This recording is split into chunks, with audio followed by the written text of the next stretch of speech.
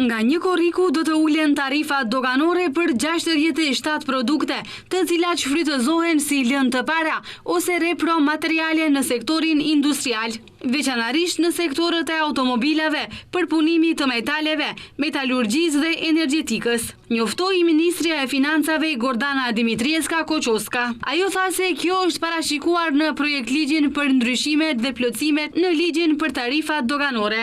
Намалување на царинските стапки за 50% на... Kjo është 50% e dalimit në mes tarifës son doganore, aktuale dhe asaj europiane. Ose thënë më thjesht, nëse norma jon doganore është 20% dhe norma doganore e BE-s është 10%, atëherë norma e re doganore do të jetë 15%. Vendi do të ketë implikime fiskale në total prej 2 milion eurosh në vit për këto 67 produkte. Harmonizimi i ploti normave doganore me BE-n do të ketë implikime financiare në total prej 4 milion eurosh në vit. Për këtë vit, kjo shumë do të arrijë në 4,6 milion euro.